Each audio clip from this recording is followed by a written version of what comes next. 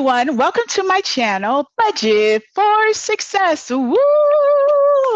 And you know what day it is? It is Smart Money Tuesday. Woo, woo, Smart Money Tuesday. Woo, woo.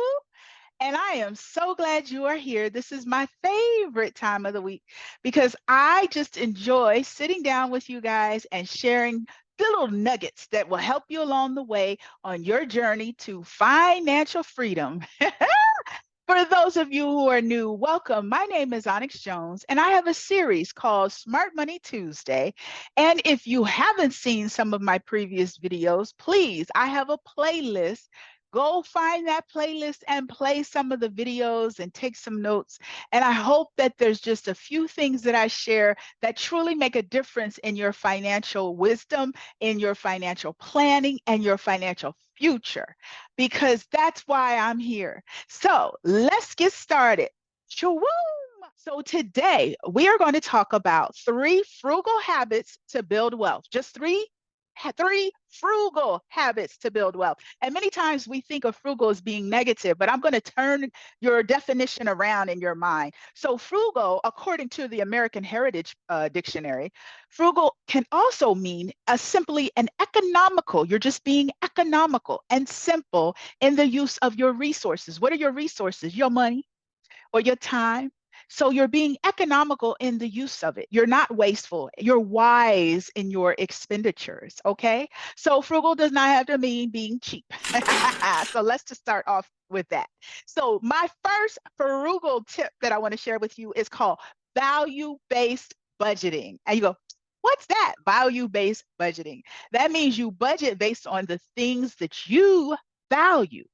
What is important to you? And you just need to decide what's important. What means the most to you? Is it your family, your children, the safety of your children? What do you value the most? So let me share with you what I have put together for things that I viewed as being high priority. So when I set up my budget, here's what I started with: my mortgage or my rent, utilities, because where we lived was important to me. I wanted to live in a place where my children felt comfortable, felt safe. I will admit it. We literally bought homes based on school districts. Yes, yes, we did. Even if it meant I had to pay more for the mortgage or the rent, if it meant living in the school district that I wanted my children in, that was valuable to me. And so those were decisions that we made, my husband and I together, to help us prioritize our budget. Utilities, because wherever you live, you're going to need to pay utilities. Some have life insurance. Life insurance, in my opinion, is really, really important during the years where you're building your wealth. So that something happened to you, your kids would be fine, right? Especially when they're young. Once your kids become adults and you have some wealth established, then you have to make a decision. Do I need to continue with life insurance? Life insurance is important too if you have a spouse. And if something happens to, one spouse, does the other spouse have enough in resources to be able to sustain their way of living? Okay. So those are decision-making points. What do you value? Your car, I think, is a law. So do you value, your freedom? And do you value not paying fines and penalties? Because car insurance is important. And house, even if you're renting, there's a such thing as called renter's insurance. But it's really about, is that important to you, right? Groceries, that's like, we need to eat. I put car expense and gas as a high priority because where we live, it's a high priority. Because public transportation is not really great in the area where we live. And so I do have my bike, but some places I need to get to, I can't use my bike. So car and gas is important to me. And it also allows me to get to work so I can make some money. And then health. I like to put money aside for health. So before I pay any other bills, those are things that I like to set money aside for. Okay. Now, after that, I do place debt as the next value because it affects my credit. Not because, I have a thing for debt, but I do have a thing for having good credit, because if I do want to purchase something or invest in something and they look at my credit, or for my position, if I go to do a job, they may run my credit score. So a credit score is important for me because they say, if you're going to run and manage our finances, we want to know how you manage your own finances. So what's your credit score? So debt becomes the next priority. So this is my value-based budgeting. You get to switch all this up based on what your values are. But I'm sharing with you how to put them in categories so that you do a bit of a waterfall when you get paid. I try to decide how much money I want to put into these different categories, period. Sometimes I put money in the savings challenges, and then I let the savings challenges allocate it to all these different sinking funds, is what I call these: health, annual subscriptions, household anniversary, et cetera. These are called sinking funds. That's where I sink my funds for when I need it. So when a birthday comes along, I can go to the birthday fund and take the money out and use it for birthdays. And so these are important to me, that I have the money saved, because it prevents me from creating more debt. These low priority, or what I call flexible spending things. These things are things I could cut out if I need to. Some say, no, don't cut date night out. That's important. Yes, date night is very important. But you guys have seen videos, me and my hubby playing game night, date night. Guess what we're doing? We're saving money. So I take the money that's up here that I would be saving, and we get on the video and we create this video, and it's our date night, and we pull out our drinks and we have a blast. We have a ton of fun. You should listen to those videos. You'll see we have fun. So we're having fun just as a date night, but we're saving money versus actually going out and spending money. So spending money on date night is not a high priority for me. Date night is, but there's ways that we can go to the park, we can go to a free museum. I mean, there's plenty of things that we can do where it doesn't cost us any money. So spending money on date night for me is further down the list. Gym membership, it's important, but if I had to choose between saving these items, then having a gym membership, I'm going to pick these savings all day long, because I can always get out there and do, other things. Although I will tell you, we got a gym membership at the YMCA for very, very cheap. And if you have a nice Y in your area, it's worth looking into. Eating out is flexible, right? If there's money left over, great, let's eat out. If not, no. Self-care is very important. But if there's a month where I feel like I need to do some savings more, then, I may not get my hair done. I may do my own hair that month. It's all flexible. This is why it's last on the list. It doesn't mean there's no money going to go here. It just means that if I don't have the funds, I'm going to take the money out of here and put it up here, or, towards debt or the essentials. So this is all called value-based budgeting.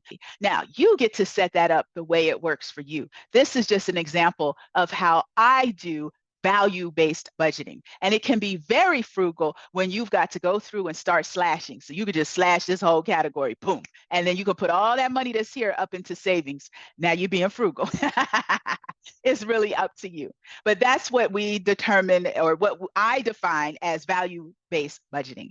Tip number 2, frugal tip number 2, is strategic budgeting. Well, what is strategic budgeting? That means you are going to be strategic to find ways to afford the things that you want. So when you are being strategic, you may have to think outside of the box. Some examples of being strategic is to find ways to generate additional income, because there's things on your budget you just want to spend money on. You want to go on these nice vacations because you value vacation time with your family. Well, let's get a side hustle going. There are so many ways. There's like 1,001 YouTube videos out there that tell you how to make money not even leaving your house, how to make money from home. Or you can go dog sitting. I mean, there's jobs that you can do on the side that you don't even really have a lot of experience, but just that there's a need out there. And so you generate that additional income. You could decide that there's a passion project, something that you love to do, that you love to work on, and you just do it and make money doing it. There's always ways to monetize things that you love to do. But the key is to think outside of the box. There's also ways that you can generate extra money by taking advantages of all the discounts that are offered out there. But now I'm going to tell you, many years I got discounts on things, and whatever money I saved, I probably ended up buying a bag of chips. I don't know what I did with the discount. I mean, it's like, oh, I saved $50. Okay, where's $50? What'd you do with it? Did you really save $50? No, Onyx, you didn't. Because what'd you do with that $50 you saved? You don't know because you spent it. So you didn't save it. That's why they get you. Because whatever you save, you're going to turn around and spend it somewhere else or on some other purchase. So you're just still generating wealth for the economy. Thank you. Thank you, Onyx. But what would be more powerful is when I go, for example, to buy my bike and I have a budget that I have set. And if the bike is on sale and I get a discount, that difference, that discount, I actually save it into a savings challenge or a sinking fund. Now you've really saved money. My daughter, she said, "Oh, mom, you can get the car seat for my grandson at a discount." Well, I had certain money set aside to purchase it. So the difference that I saved went into my daughter's sinking fund for her house. So now she's got more money. So when she's ready to buy her house, she's going to have just a little bit more money to work with, right? Because I saved that difference. So discounts are wonderful. I just challenge you that if you have a set budget and you are able to get a discount, you have a set budget on flights for a trip and you're able to get it cheaper, take that difference and save it. Put it back into the next vacation fund. Don't just turn around and spend it and go, okay, now we got more money to spend on drinks. You already have your drink budget. So operate under your drink budget and dang it, take that savings from those discounted airline tickets and put it into your next vacation, or you put it into long-term savings. The idea is that you're being frugal, you save the money, now take it and actually save it, okay? You can sell things. I am really about to get my son to help me sell some things around the house because when my son moves out, I realize we're going to be an empty nester. Woo, hallelujah, praise the Lord. Yes. For those of you who are empty nesters, you know how I feel. This is the last year. I'm so ready, so ready, so ready. So anyway, there's a lot of stuff around the house that we have that I could sell. Somebody could have value for it. And you know what? And make that money and put it into savings for something that I can go back to my value-based budget and put it into something that I value. So being strategic means finding any way that you can to generate income so that you can buy and purchase the things that you want. It's your strategical budgeting. You can also use the barter system. Now, I don't know how many of you have seen this YouTube video out there, and I don't know how accurate it is, how true it is, but the concept is definitely something that's viable. But they started with bartering a paperclip. They bartered a paperclip for like a pen and a pen for some earrings. I don't know. They kept bartering and bartering and bartering until they eventually were able to barter to purchase a home. Not really a home anybody want to live in, but it was a home, nevertheless. So anyway, the point of their whole experiment was the power that you have when you have resources and you use them. And so their resource started off with just a mere paperclip and people, believing in their story and getting enrolled in it. And so you could use the concept of bartering as well. And I'm not saying to go get a house, but if you do, more power to you. But you can look at bartering. There are websites out there that will help you facilitate that, where you can barter something that you have around the house you don't need anymore for something that you could use versus buying that something, right? And so now you've bartered, you have the thing that you need that you would have had to purchase. So you've now saved money in your budget because you didn't purchase it. Instead, you bartered for it. So that's all strategic budgeting. It's getting the things that you want, but doing it strategically. I call it a win. If I had my money button, I'd ring it right now. Just the final tip that I want to tell you about being frugal, economical, is earning money, not letting your money work, putting your money to work. You don't have to do nothing, just put it to work. So we're going to leverage compound interest and dollar cost averaging with our money. Yes, yes, yes. So let me share an example with you of how you can use compounding interest. So this is an example of compounding interest. So you want to save $100 a month. In year one, you'd have $1,200. At 4%, you will have earned $48. But you don't touch that money. Instead, you keep saving $100 a month in year two. And if you're still earning 4%, instead of doubling your interest, like normally this would be $96, because you've let this money roll over, you now have the $1,200 that you added for year 2 plus the amount that you had earned in the previous year with interest.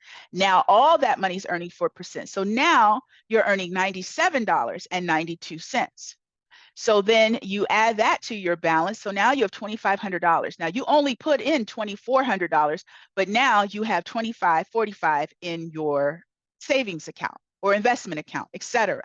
So this is letting your money work for you. Okay. You're just putting in $100 a month. If you do that for 10 years, you would have put in $1,200 times 10. So you would have invested $12,000, but instead your total balance would be worth $14,983 at 4% rate of return. So your total return is $2,983. This is not money that you had to go out and work and earn. All you had to do was put $100 a month away, some automatic deposit, and not touch it. And there you go, you've earned money. This is the beauty of compound interest. Now, where do you get the 4%? Talk to a financial advisor. Okay. If you go, my savings account doesn't get you 4%, talk to a financial advisor. Find out what things you could invest in that would help you get 4%. And if they share with you, well, yeah, we could get you 4%, but you need more money. Well, now you have a goal. Now you have a goal. So you get to go back to your budget, your value-based budget, and to decide where you're going to put saving money so that you can have enough money to invest with a financial advisor. All right. Now, what if you want to invest in the stock market? There's also some pros and cons of investing in the stock market. You will have to talk to a financial advisor, but I did want to show you an example of what's called dollar cost averaging, which simply means that you're going to invest a set amount of money, but it's going to be at a different rate of return. Because when you invest with stocks, those stock prices go up and down, but you're just still investing a consistent amount of money every single month. So this is an example. I am not a financial advisor. This is an example of a stock I invested in. I'm not going to tell you what stock it is because I'm not a financial advisor, nor am I a promoter of any stock on the New York Stock Exchange. Anyhow, but I just wanted to share it with you because these are actually real stock prices that are rounded. They are rounded up because I didn't want to put the exact numbers. So you go, oh, I know what stock she's talking about. So anyway, these are rounded numbers. Okay. Right. So month one, $100. The stock price is $135. So not even quite able to buy a whole share. But if you invest on Robinhood, you don't have to buy a whole share. And so there we go. $100 in, 0.74 shares. Month two comes along. Look at this. The stock price dropped. So cool, now I get more shares, but yeah, I have a loss, but I bought it at a discount, right? That's how I look at it. And so here's the next month, it's down 125. Okay, so now I'm able to get even more shares for my $100.